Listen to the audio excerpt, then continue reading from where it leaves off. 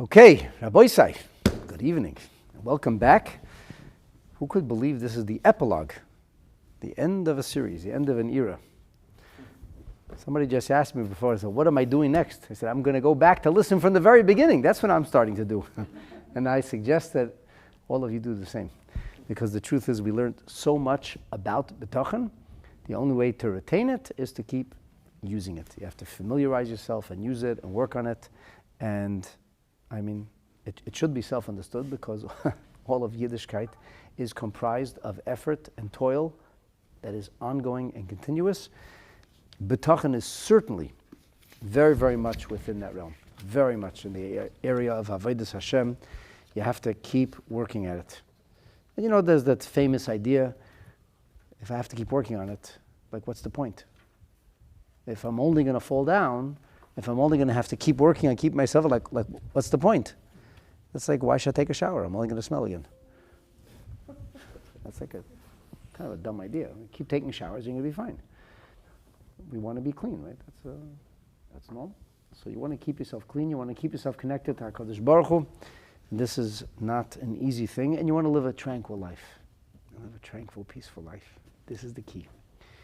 This is the key. So today we're not going to learn the details of how to develop that Bitachon. Today we've reached the summit. We're at the mountain top. And we're going to take a panoramic view of the whole valley, of the whole mountain we climbed, so we can start climbing it again. And we're going to understand and appreciate how and why we can and therefore will succeed. This is like that big guarantee.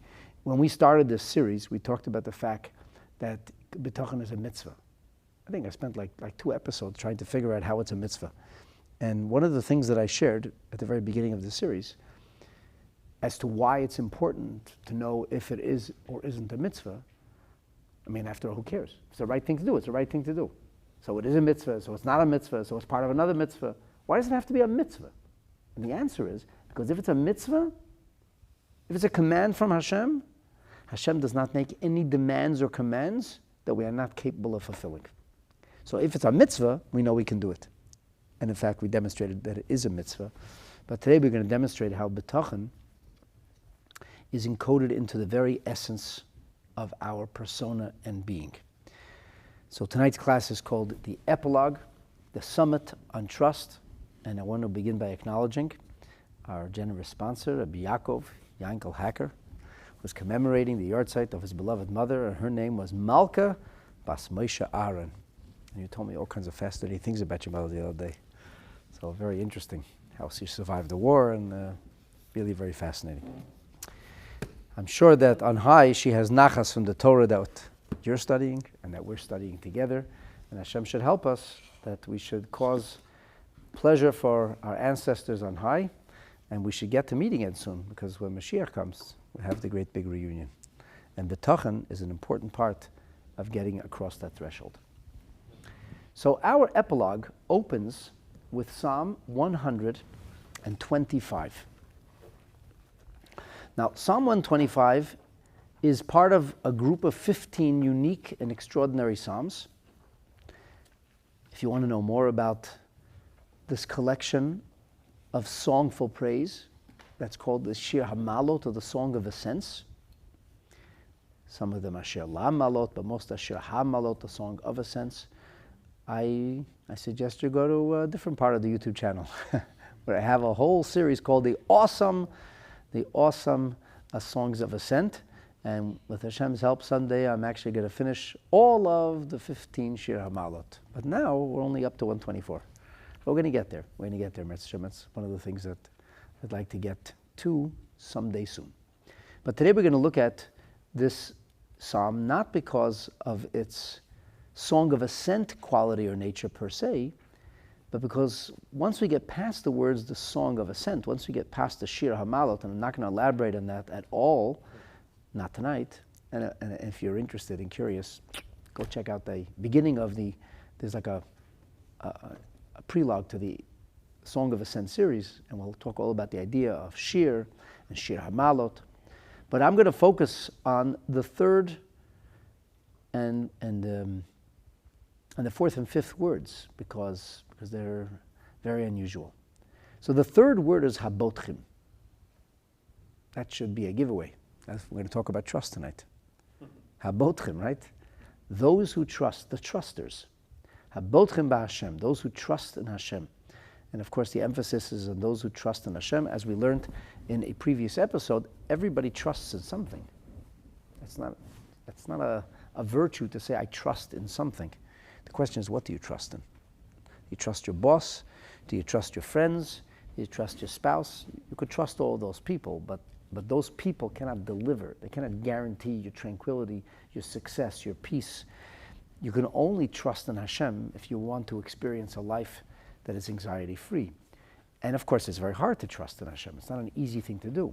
So, habotchim b'Hashem, those who place their trust in Hashem, this is Sha'ar HaBitachon aficionados, those who are great at doing everything we've learned about over the last 166 episodes.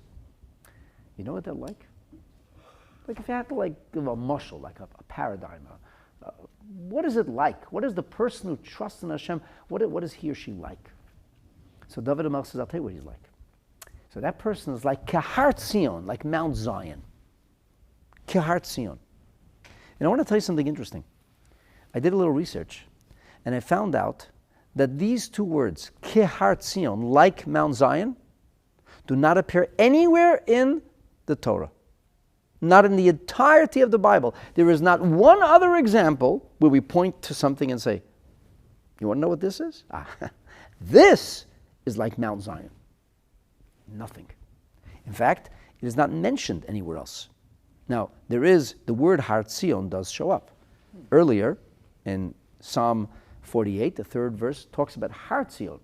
And in fact, there is a mountain right at Yerushalayim, which is called Har Tzion. Whether the mountain today they call Har Tzion is the Mount Zion that David HaMelech refers to, I don't know. I presume yes. Mount Scopus is Mount Scopus, Mount of Olives is Mount of Olives. Presumably that is the Mount Zion. But there is nothing else in Torah that finds metaphoric expression in Mount Zion, saying that this is Kehar Tzion, except for Habotchim b'Hashem. That's quite fascinating. So what does it mean, Kehar Tzion? Lo yimot. It's going to be immovable, unyielding. La'olam yeshiv. It's going to be settled. It's settled forever. Settled forever. Now, of course, the obvious question is, what does this mean, la'olam yeshiv? What does it actually mean?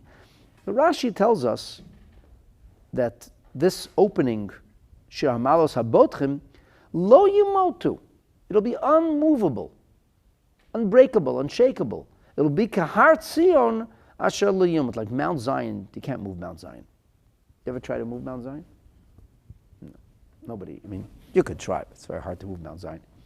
Tell me, Mount Everest you can move? No, I don't think so either. So why only Mount Zion you can't move? Like what makes Mount Zion unique? Mount of Olives, that's nothing. We move that all the time. Mount Scopus, Gelechter, a few tractors, that's all it takes. Mount Zion, now, that's something lo yimot. And interestingly, now we move from the mountains to the hills. Verse 2 is, Yerushalayim harim savivla. Yerushalayim is a very unique city. It's nestled in the mountains, or in the hills. It's got hills around it, or mountains around it. It's a very mountainous, hilly region. V'Hashem saviv la'amo, and God encircles His people, me'ata ve'ad olam, from now and forever. And as they say, forever is a very long time. So from now and forever. From now to eternity. So Rashi says that once you trust in Hashem, you become Kehar Tzion, you become like Mount Zion. Nobody can budge you or move you. You're unyielding, unbreakable. Ki kasher Yerushalayim harim saviv, just like Jerusalem is surrounded by hills and mountains. So Kein HaKadosh Baruch Hu saviv la'ama. That's how God surrounds His people. So is the temple on Mount Zion? No, the temple is definitely not on Mount Zion. The temple's on Mount Moriah, or Har HaBayit, Temple Mount. Temple Mount or Mount Moriah. Definitely not on Mount Zion. Now, there is a mountain in Yerushalayim called Mount Zion. The Mitzudas David explains, Otam habotchem b'Hashem, those who place their trust in Hashem, Hema kahar Tzion, they're like Mount Zion. Asher lo yinata mimikomo, you can't budge them, you can't move them from the place. La'olam yeshav al kana, they're always going to be on their pedestal. They have their foundation, and you can't budge them. They're unshakable. And it's like Yerushalayim, that the Hara Misavim La, it's got mountains around it. So Cain, Hashem Sevivot Amo Habotchem Bo, Hashem surrounds his nation, Lahagin Aleihem, to shield and protect them. Now what does that mean, that the mountains around Yerushalayim shield and protect? So the Ibn Ezra says that Omdim Seviva, that this it's encircled, there are mountains, a mountainous area all around Yerushalayim, except for a small portion of the north of the city. And what it serves is al kain lo yuchal ha'oyev lavo latzur al Yerushalayim. It's very difficult, or almost impossible, for an enemy to lay siege on the city, because the defenders of the city will always have the advantage of height. So when you're on the top of the mountain and everybody else is below the mountain in a valley, so they're not well positioned. Now, this is something that I've mentioned many, many times, so if it bores you, please go to sleep. I'll wake you up when I'm done. But it has to be mentioned. It has to be mentioned that Yerushalayim is extremely unique in the fact that it is not founded upon water. It's what? It's not on water. It's not on a body of water. David HaMelech says in Psalm 24, Kihu al yamim yisoda, for he founded it upon water. The Mefarshim, like the Mitzudas, Radak, and others explain that all cities are built on either a river, a great lake, an ocean, or some kind of waterway. And in fact, that was always the case. It's a historical fact. The first city ever to be founded and succeed that's not founded on water is the city of Dallas, Texas. Why? Because of something called the railroad, and because of something called highways, and because of something called airplanes. So once upon a time, the only way to move merchandise, from one place to the other, which is really the economic engine of any place of great commerce, you have to be able to move things in and out. You need to have waterways. Of course, like Herod came to Jerusalem. He said, this is ridiculous. What kind of capital city is this? A capital city surrounded by mountains? Who ever heard of such a thing? This makes no sense. Where did he move his capital to? He built a world-class city called Caesarea. Yeah. And he mocked Jerusalem. He said, Jerusalem. It's nothing Jerusalem. Caesarea. Anybody know where Caesarea is today? Not a world-class city. It's a little Dorf. It's a sightseeing place, a town.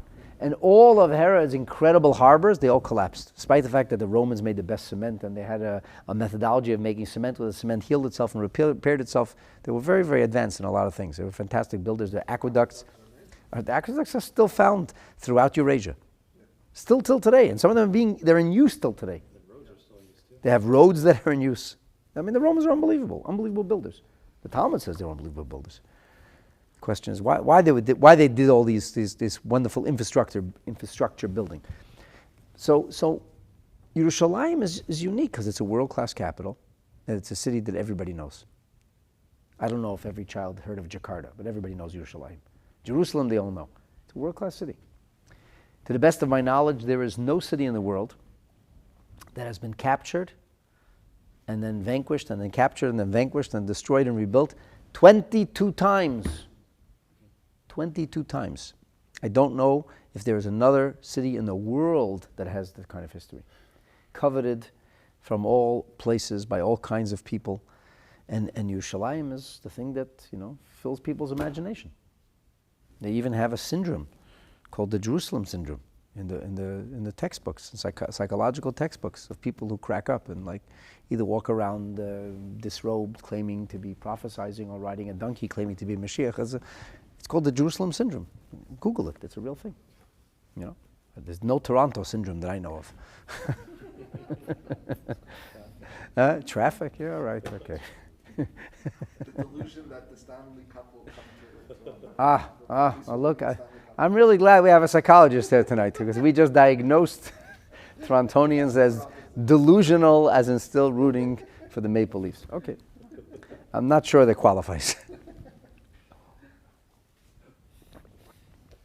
Ever wonder why nobody knew where Yerushalayim was? Like, we knew there was this city. It's talked about multiple times in the Torah. In fact, this week's Torah portion, Parshat Re'eh, is all about this place. There's going to be this place. There's going to be a fantastic place, and it's going to be a place God chooses, and it's going to be a temple city, and from all over the world we're going to be going there, and we're going to be worshiping God 3 times a year. We're going to build a temple there. It's mentioned again and again and again, and the Jewish people came into the land of Israel, and they established a commonwealth, and they lived there for more than 4 centuries, and nobody could figure out where's this place. Nobody could figure it out. Why couldn't they figure it out? You have difficulty finding Yerushalayim today? It was like, nobody imagined that this threshing ground in the middle of hills, how could that be a city? How could that be a world-class city? It didn't make any sense even.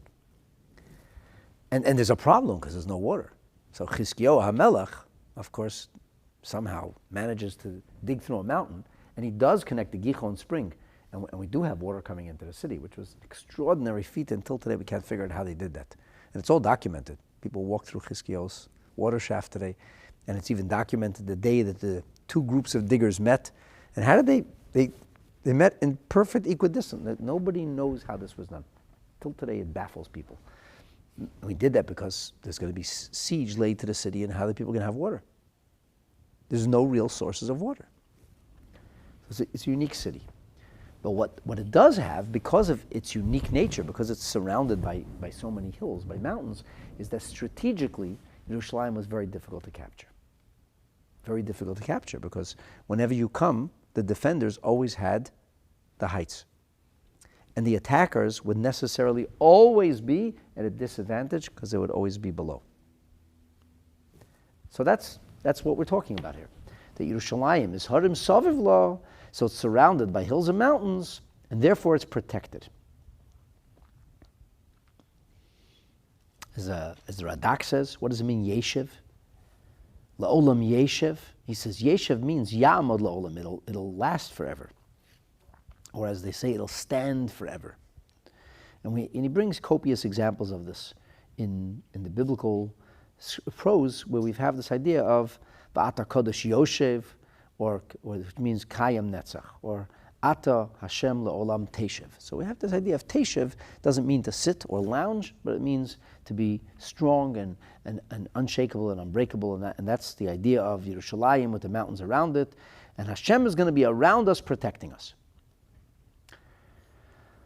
So, Chav Cheshvan, Tafshin Memhei, 1984. The Rebbe teaches this, the opening of this chapter publicly.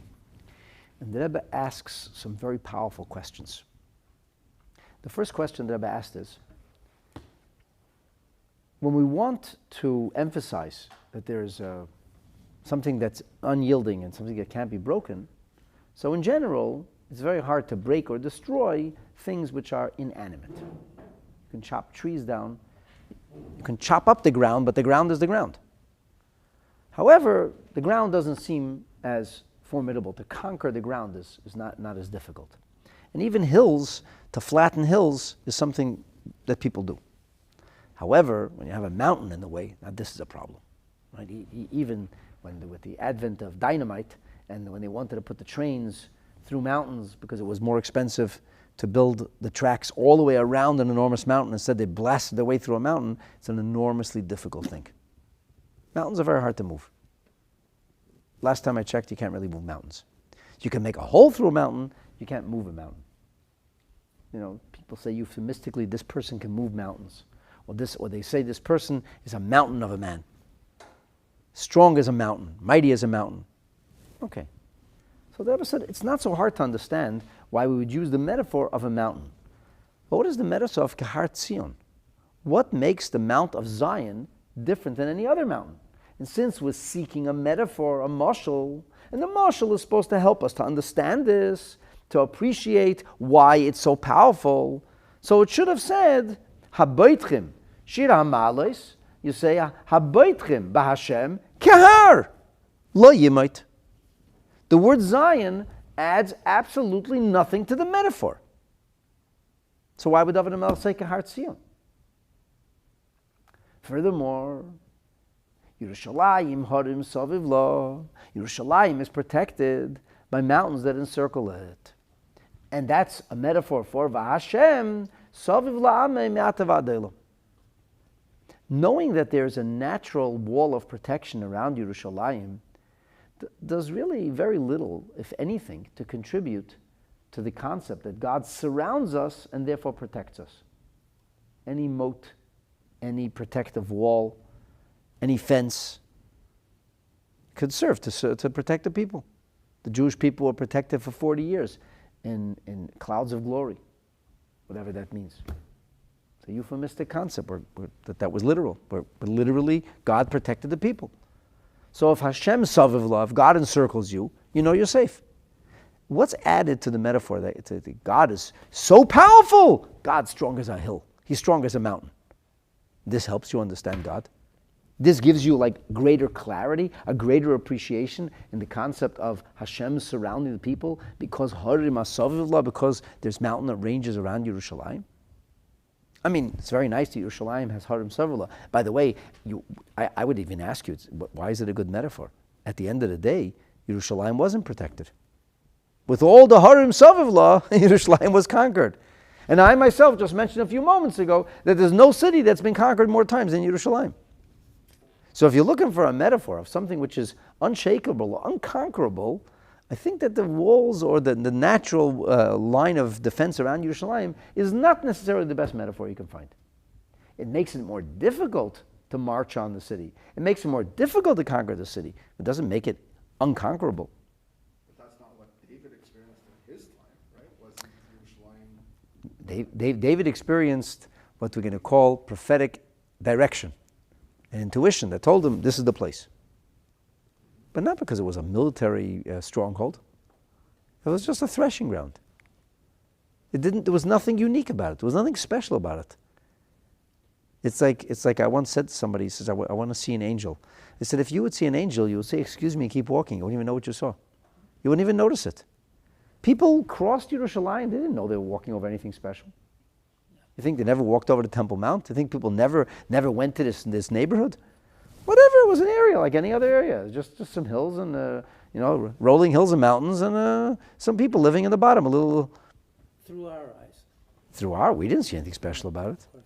And then the Navi comes along and says, no, this is the place. This is where. And then we start to find out that there's a whole history over here.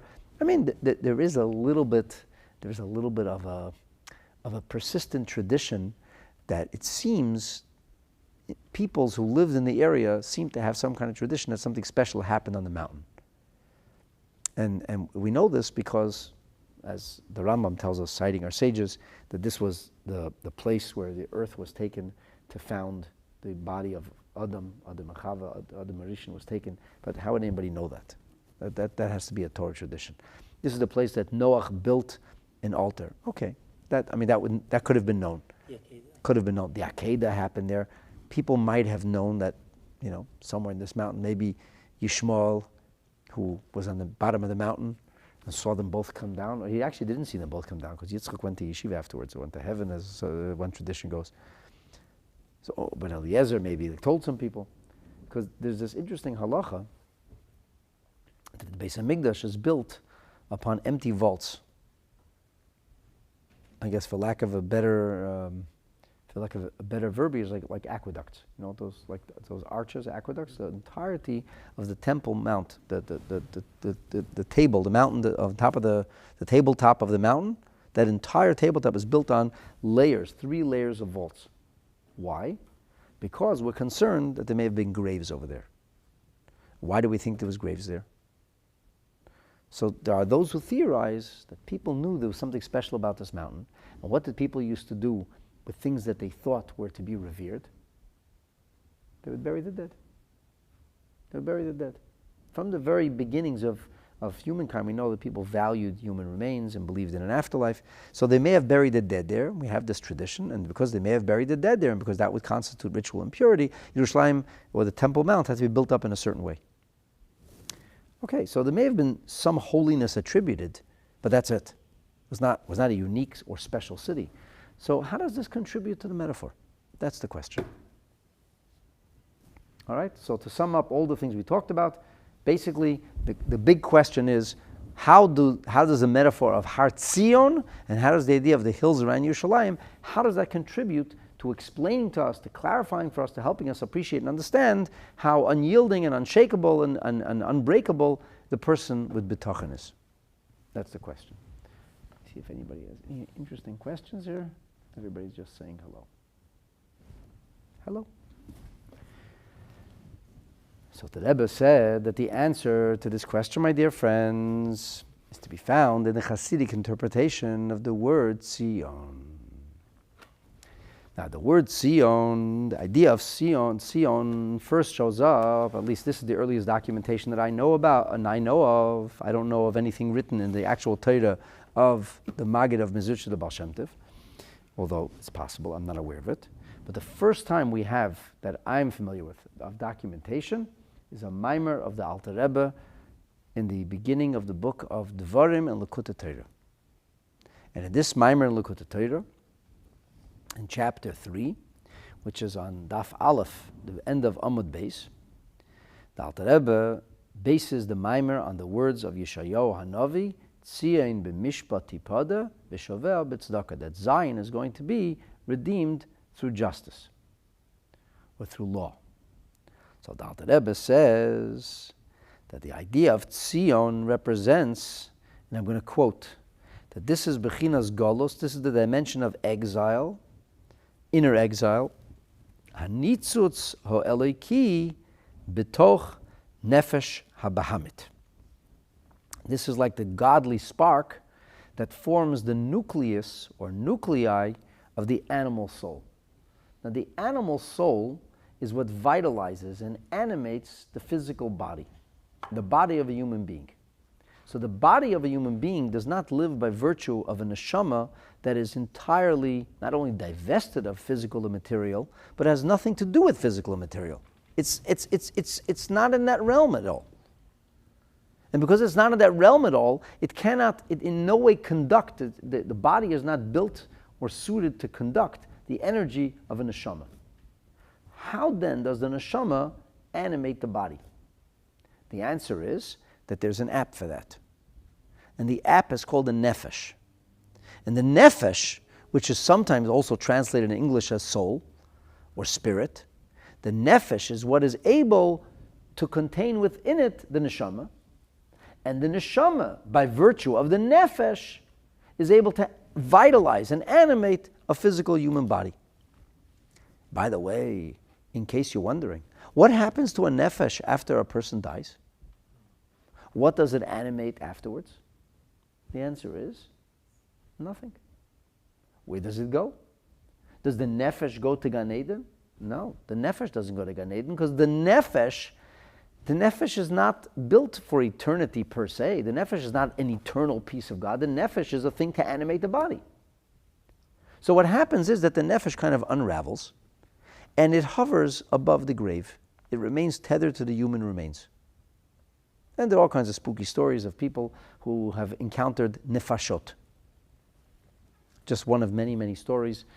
The story is told that the disciple of the Arizal, Reb Chaim Avital, was once sent on a mission by his master, and somewhere outside of Tzfat he was walking, and he became very, very tired. So tired, it's like when the GPS says, "Please pull over," right?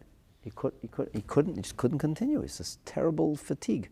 So he went to the side of the road, and he tried to go to sleep for a few minutes, and got some shut-eye, and he woke up and continued going.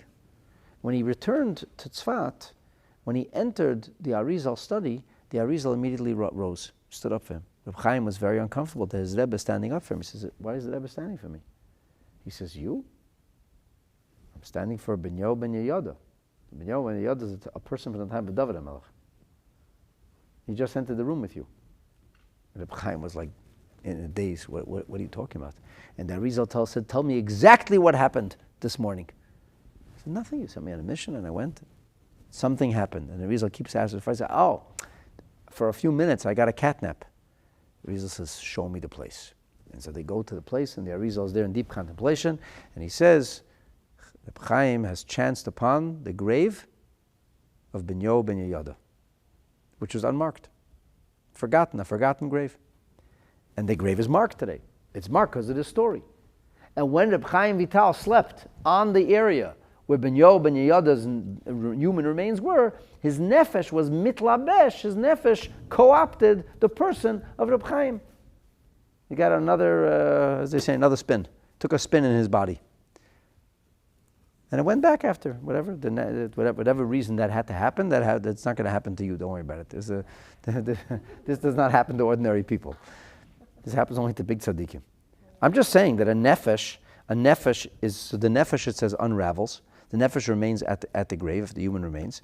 And the neshama, the neshama stays in touch with the human remains. And that is why we visit the graves of our ancestors. And that is why when it comes to tzaddikim, the nefesh is there. In a very real way. It says the nefesh basically lives in the tombstone, or lives in the tomb. The tomb, that's where the nefesh is now. That's where the human remains are. And through the nefesh, the neshama remains in touch. And the nefesh knows when people come there to visit, and the nefesh can, at times, communicate with the soul, the neshama and Gan Eden. And that's why it's customary to go to a grave of parents and grandparents and invite them to a wedding, for example, because our tradition says they come to a chuppah. So you go there and you place an invitation. That's a very serious thing. So we don't believe in the tooth fairy. It's not the Jewish version of some kind of a Pinocchio. It's a real thing. So the Alter Rebbe says that the nitzut seliki, there's a godly spark, because the nefesh in and of itself doesn't have the ability to animate a body. There has to be a godly spark, a nuclei. And that nuclei, he says, this is what's called tzion.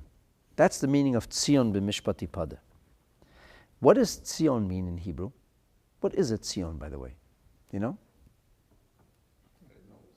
Litzayen means to mark something. Litzayen means to mark. To mark something is called litzayen. So a tzion is a mark, like a mark of distinction. Tzion means something which is marked in a distinct or excellent way. Marked for excellence. That's what it means. And sometimes we have a tombstone, could be referred to as a matzeva. A matzeva means a monument. And the word matzeva is rooted in the Hebrew word nitzav, that which stands in one place, because it's the final resting place. But the matzeva sometimes is also known as tzion lenefesh chaya, the sign of a nefesh that continues to live on. And the nefesh is there. And by going there, we're not trying to communicate with the dead. We're not trying to get responses. We're not chas v'shalom trying to have a seance. We're davening, and it's meaningful for the neshama, because the nefesh. Colloquially, what are we referring to? Yerushalayim itself? Yerushalayim means the marked space, right? So really it refers to the Temple Mount or the Beis HaMikdash. That's really what it means. However, as we're going to find out, there's a pasuk that refers to the Jewish people as Tzion as well. The Jewish people. Mount Zion is not referring to the Temple Mount per se, at least not the Har Zion that they speak of today.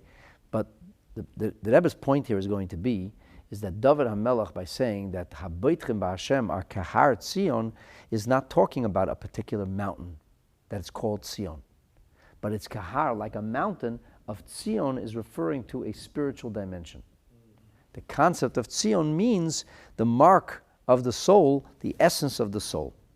And the Alter Rebbe goes on to say that this is also known colloquially. Oh, by the way, just to make a point, he says the word Tzion has a similar expression in the Zohar. The Zohar says that Rabbi Shimon Bar Yochai said, in my time, we don't need to have the rainbow. Everybody knows what was the purpose of a rainbow? There was a sign. It's a sign. So Rabbi Shimon said, Ana Simon Balma. I am the sign for the world now. Because of Shimon's righteousness was so extraordinary, he was the sign. He didn't need a rainbow. So he's a sign. So anosimona, I am the sign. What does this refer to? It says the Alter Rebbe, Hainu b'chinas pnimiyas halev. This is what's referred to, a little bit euphemistically, as the inner heart. The ava tivis. This refers to the natural or organic attraction that the soul feels for Hashem. This is called the ava pnimiyas, the inner dimension, the inner rhythm of misuteres belev ish Yisrael, which is encoded into the spiritual DNA of every single Jew. Every Jew has this inside them. The problem is it's in galut. How come if we have this inside us, how come we're not behaving that way? The answer is because it's exiled. So what do we have to do? We have to redeem it. How do you redeem it? The answer is b'mishpat. What does mishpat mean? Mishpat means the idea of halacha. So by virtue of following the rules of Torah, we are able to release or animate the core essence of what we have at our innermost being. I'll give you a simple example of this, which is, I don't think, very hard to understand. There are people who have a gift, a talent, an aptitude for music, for example, or people who have a natural talent or an aptitude for art, or people who have a natural talent or an aptitude for gymnastics. People are good at certain things. They just, it comes naturally to them. How do people like this develop their talent? How does the person who is extremely gifted musically become an outstanding, world-famous musician? Practice. And the practice is boring. It's not creative. It's not exciting. You work at it and you work at it and you work at it and you fine-tune those skills until you reach a level of excellence. Now, if you didn't have the talent to begin with, no matter how much you're going to practice, you're not going to get there. The Olympian is born an Olympian, but the Olympian also trains for a crazy amount of time before they have a shot at winning gold. So there's this idea that we have it inside us. We have a natural connection to Hashem inside us, but the only way for us to be able to release or get to it is by virtue of the practice of mitzvahs. And the more we work at yoking ourselves to Hashem's Torah, the more we toil diligently at doing the right thing, the more we're able to connect or tap into an inner rhythm.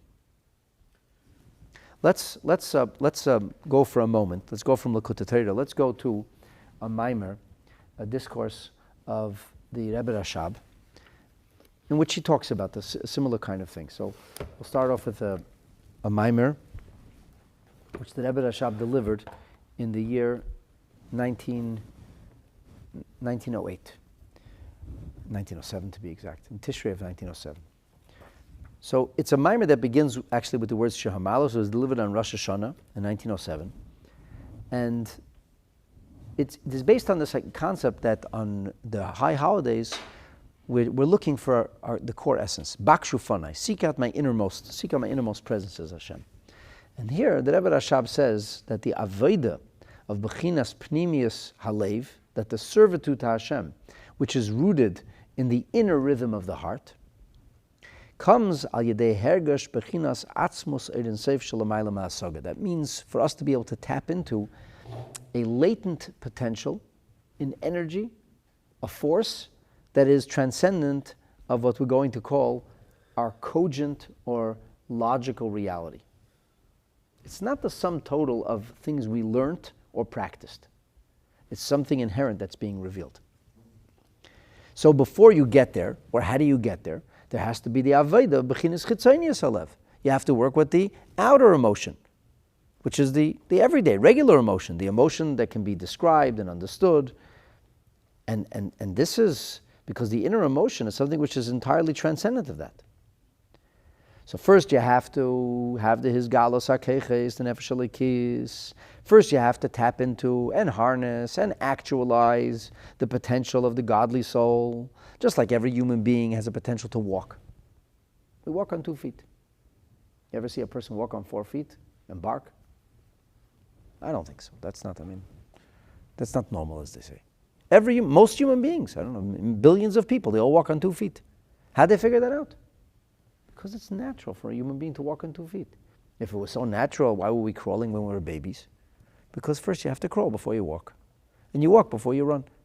It's a natural, inherent part of us. Rahman al-San, people who have certain devastating medical conditions, like a certain kind of stroke, may we never know of such a thing, they have to relearn to walk, God forbid. Or people, if they suffer terrible trauma and a coma, they have to relearn to walk. But it's natural. You're actually bringing forth a natural ability. And the way to do that is practice. So how does the baby learn how to walk? He walks. And he falls down. And he keeps walking. And he keeps falling until he gets his balance. It's like learning how to ride a bicycle. How do you learn how to ride a bicycle? Which is not maybe natural to the human condition, but pretty close to it. The answer is, you just learn. You fall down, you skin your knees, and you learn. And once you learn how to ride a bicycle, you can always ride a bicycle. You just get right back under the bicycle and ride. So first we have to have the avodah, which is al pi tam v'das. And then, only after serving Hashem by virtue of the rhyme and reason of the things that make sense, Torah learned, mitzvahs performed, person could appreciate intellectually and emotionally and affiliate with certain parts of Judaism. And then, after doing a whole lot of that and working at it very hard, then all of a sudden we're able to tap into something much, much more magnificent. And this is similar to the concept of Pischuli Kechudesh o Machat, the famous teaching of our sages. Hashem says, open for me the hole as like the eye of a needle. It doesn't look very big. By the way, if you ever look at the size of a hole that a needle makes in your skin, magnified 20,000 times, it's a pretty big hole. These are pictures that are available today online. You're talking about the eye of the needle. The eye, like the point of the needle. No, I'm talking about the chudesh shel machat is actually the point of the needle. The needle point, right? So you poke that needle, you don't realize that there's a hole in your skin. When you look under a microscope, it's actually pretty big. So, but it's tiny. And Hashem says, I will open for you a doorway like to a ballroom. A beautiful, a tremendous doorway. The idea is that we have to do our part, and we have to toil, and we have the avodah, which is al pi tam v'das. And that has to come b'koyach atzmai. You can't wait for inspiration. You can't wait to schedule ecstasy. It doesn't come that way. You have to toil, you have to work. However, if you toil and work, b'koyach atzmai, with your own wherewithal and ability, v'giyasa, you really, really push yourself. Then the person is gifted on high the level of this inner repository. Then you tap into your inner essence. But the only way to get into the inner essence is to do a whole lot of work. There are people that will tell you that by virtue of working on a difficult composition of classical music and playing it, that at a certain point they could be moved to tears or moved to they have it like what they call it a spiritual experience, a transcendent experience. People have transcendent experiences. But these transcendent experiences can't be planned. You chance upon them. And they come through, at least for the most part, a tremendous amount of effort. So if you work at your Yiddishkeit, then you could come to it. Here's an example that some of you will be able to relate to. I don't know about you, but like the last hour of Yom Kippur is amazing, right? Everybody's got wings. How do you get to the last hour of Yom Kippur? The answer is, it's a culmination of 40 days. It comes from a whole Chodesh Elul. And if you work at Elul properly, and then you go through Rosh Hashanah and Aseret Yemei Tshuva, and then you're fasting, and you're davening. I'm not so sure if you show up in Shul for the first time in the last hour of Yom Kippur, that you right away surf the wave. You get right into it. But I think if you go along with the flow, you will surf the wave when it comes. At least you have a reasonable chance of it. Why? Because you toiled and because you worked and because you invested. So when you invest in that time, then you reach a level of what we're going to call Pnimius Halev. And here the Rebbe Rashab says that Pnimius Halev tzara chipus. You have to search for it. You have to have hishtadlut. You have to toil. You have to work at it. And this is the Avodah. This is the regular, we call regular Avodah Hashem. And there's a hell of a hester. This is all concealed. It's latent. It's not on the surface. It's not easily available. Did I hear you say Hester? Hester. Hester panim. Like Hester, like concealment. It's concealed. Because there's a Hester Street. There could be a Hester Street. I don't think it has anything to do with this. This is Hey Samach Tes Tafresh. Hester. Yeah, like Purim. Yeah, Hester panim. Yeah, when God hides his face. That kind of thing. So this is the idea of the concealment that surrounds the core essence of who we are, the core essence that could, in a rare occasion, be revealed. But this comes to us only after all of that toil. And the Rebbe Rashab goes on to say that's why mitzvahs are called edut. Why are mitzvahs called testimonies? He said testimony is not needed for something which is apparent. You don't need witnesses to come and tell you that now it's night outside. We all know it's night outside. We don't need witnesses to tell us that it's going to be morning tomorrow morning, because it's a Milsa David de la Glui. We'll find that out. Or even if the window shades were drawn and we couldn't see, you didn't need witnesses to tell you something like that. What would you need witnesses for? To tell you something which you otherwise wouldn't know. The mitzvahs are called witnesses because the mitzvahs enable us to see something which otherwise we would never get to see. That comes through the toil, the effort, through the yoking ourselves to the mitzvahs. And through the tam vadas, which is called the rhyme and reason kind of effort, through this we come to koyach hamesiras nefesh, to revealing our essence. And the Rebbe Rashab says, V'zeu inyan tzion. This is tzion. This is tzion. There's a mimer about a year later, in 1909 or 8 or 9, where he talks about this. It's he talks about the idea of the yud, and he talks about the concept of a kotso shel yud. He says that the letter yud represents the pintele yud. Have you heard that expression? It's like the dot of inspiration that we have. It's just a dot. I mean, a yud. Anybody knows what the letter yud is? If anybody online never saw a letter yud, please Google the Hebrew letter yud.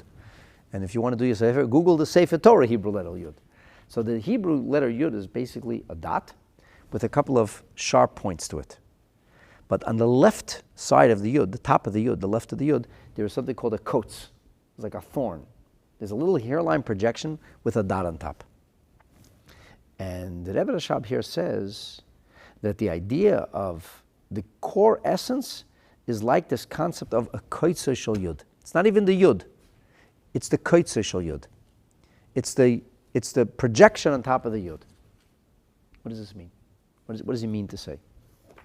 So there's a very interesting mimer from the Rebbe, actually in this week's Torah portion, which opens with the words Re'eh in 1983. And the Rebbe asked about an apparent contradiction. The contradiction is this. The Rebbe says it's brought in Chassidus that every single Jew has within him the letters of Hashem's name, Yud Kei Vav Kei. What is a Yud? Yud is what we call Chochmah.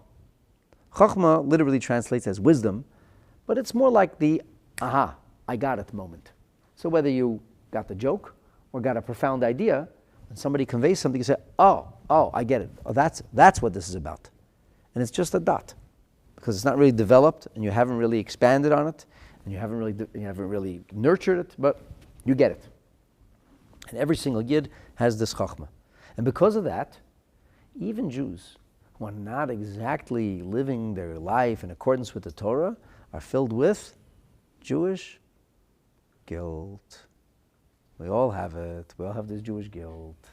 It says, Rishoyim, afilu Rishoyim, meleim charotas. That wicked people are full of charata. They're full of regret.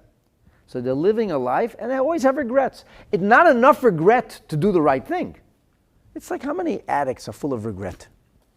They keep going back to their gambling, they keep going back to the narcotics, they keep going back to the alcohol, keep going back to other forms of toxic and damaging and harmful behavior, and they know it's bad, and they know they're destroying their marriage and destroying their friendship, destroying their business, and destroying themselves, and they can't control themselves. And so, yes, I'm so sorry, I feel so sick about myself. And then what happens? Then they reoffend. Until they say, hit rock bottom. The problem is, not everybody's made out of rubber. And sometimes when you hit rock bottom, it's too late to bounce back. Lucky people who are fortunate, are able to bounce back and they fix their lives. And you know what? An addict is forever an addict. You never ever relax your guard. The addict always has to have his walls up because he knows he can reoffend in a moment, and once he reoffends once, that's it. It's just, you're right, it's a slippery slope. So they're full of regrets, but regrets is not good enough. Regretting doing something doesn't make you a good person. What do you have to do with regret? Teshuvah. What is teshuvah? Teshuvah is made of not one R, but two R's. Namely, regret and resolve. Only when regret is followed by resolve, that we have a situation where a person is able to experience a proper restoration of self, so to speak. You follow what I'm saying? Okay. So now, it seems to us that the idea of regret is not going to be good enough. Because regret in and of itself is always going to be something that comes and goes. But it's there. It's like the chokhmah. It's like the dat. Here's the problem, says the Rebbe. The Alter Rebbe himself says in Tanya that people who are really, really bad have no regrets. A normal person has regrets. A really bad person has no regret. This is what we called, in today's verbiage, in today's language, a person is like a psychopath. The psychopath doesn't even care when he does bad things. Psychopath does horrible things. They don't care. And that's when the person is really far gone. These are like mass murderers and maniacs, crazy people. They've lost their spark of humanity. So the Rebbe says, how does this work? If every Jew has it, and now we're hearing that there's Jews who don't have it, how does it work? The Rebbe answers this with the idea of koitze shel yud. He says there's a yud which has no expression. There's a part of the yud. The yud has expression. It has a manifestation. How does it manifest? What does it look like? A dot. It has a picture. It has an expression. It's a very small expression, but it has an expression. The yud, the koitze shel yud, has no expression whatsoever. But it's still there. And I'll give you an example of this. And this today we know this is very, very real and something of great concern. There are people who live with trauma in life, and they don't even know. They don't know. There are people who had trauma early on in life, and although trauma, somebody said, is the second most abused word in the English language today. What's the most abused word in the English language today? Abuse. That's the most abused word. But they said the second, everybody's talking about trauma today. That's the big thing. You know, what's your trauma? I don't know if you have to have trauma. But if you could have trauma and not even know that you have trauma. You could have issues without even knowing that you have these issues. And oftentimes, like in things like marriage counseling, one of the things that therapists will work on is try to find out, so why is it that you keep saying this or doing this? And you help couples to discover what's at the core of their own persona, of their own psyche. Because every single person desires authenticity, being themselves, but at the same time, they desire one connection. And sometimes the trauma gets in the way. So it's there, and you didn't even know it. That's the koitze shel yud. The Rasha has it, he doesn't even know he has it. But it's in there. And this is what we call tzion. This is the idea of the tzion, the marked essence. And the Rebbe therefore interprets this chapter of Tehillim in the following fashion. HaBitachon b'Hashem. Do you know what trust in Hashem looks like? You know what the summit of trust is? The summit of trust is when you work on developing that bitachon. How do you develop bitachon? Go watch all the classes. Yeah. And then apply all those things you learned, right? The whole Sha'ar Bitachon. It's all rhyme and reason. And the Rabbainu Bachya explains to you how and why Bitachon is a fantastic idea. And after he explains all these things, and you worked on your Bitachon, you know what the summit of Bitachon is? If you're able to tap into your essence. If you're able to reveal the core of the neshama. That's what Bitachon enables us to do. Working on Bitachon enables us to tap into the deepest essence of our Jewish persona, of our neshama, and this is the idea that HaBitachon are kahar, but not like any mountain, kahar tzion, because tzion represents this inner rhythm. And once you understand this concept, so then you'll appreciate the idea of why it can only be kahar tzion. It's not simply like a mountain. We're talking about a level of holiness which is akin to nothing less than the Beis HaMikdash itself. And here the Rebbe goes, so why do we have to have it? Yerushalayim Harim Saviv Lo. Because Harim Saviv Lo, he says, is outside Yerushalayim. It's not in Yerushalayim. The Harim Saviv, this is the environs of Yerushalayim. Because we have this idea that the Mishkan, although it was a very, very holy thing, it doesn't compare to the Beit HaMikdash. What was the Mishkan made of, primarily? Wood. Wood is vegetation, tzomech. It was made of animal skins, made of wood. But there was very little inanimate material. This is called, in the language of Jewish philosophy and Jewish mysticism, There's the domem, which is the very lowest level, the inanimate.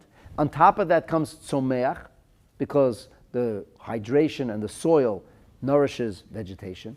The vegetation nourishes animal life, and animal life in turn serves humanity. And this is the pyramid, where we have domim, which feeds into tzomeach, and tzomeach, vegetation, feeds into chai, the animal world, and chai feeds into the pinnacle, which is the human. And the human kingdom is supposed to feed into or serve Hashem.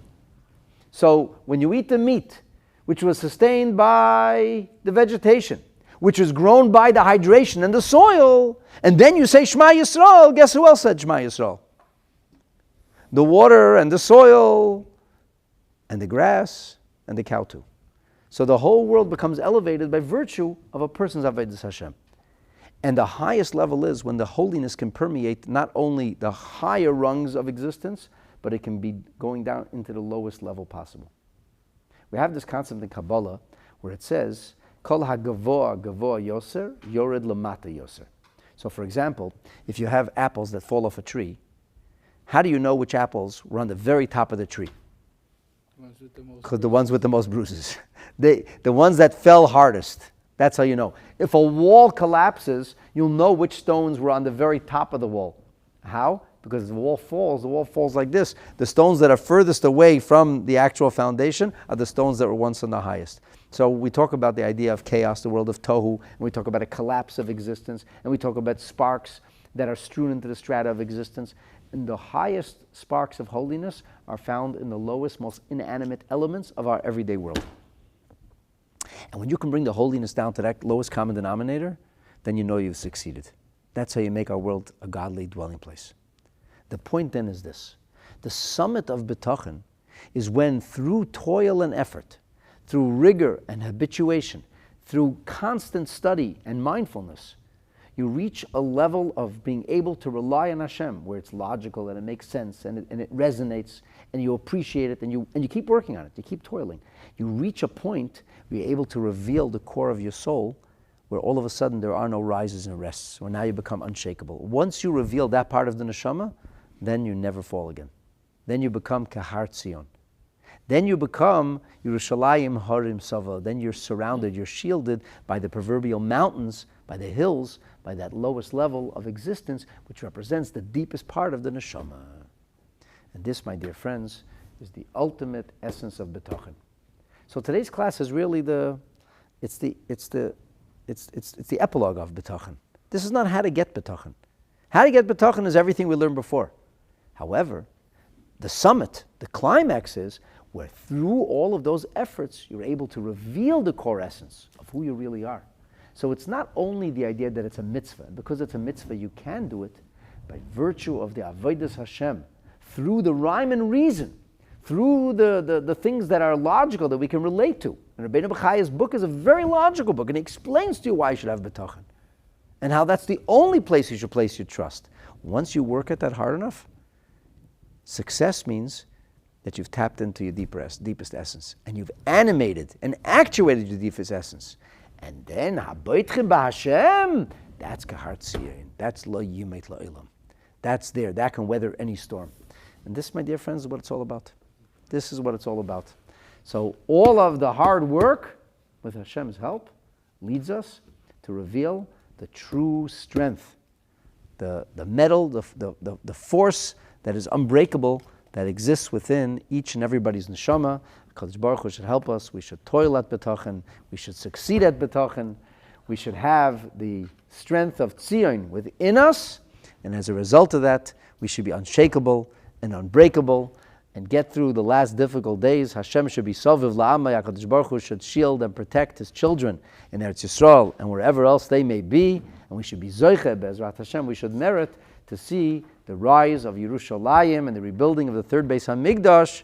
B'mheira u'bi'yameinu. Amen.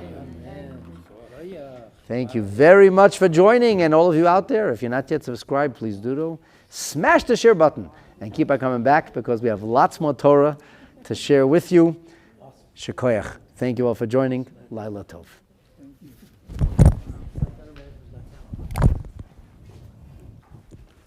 Why is this not working? Oh,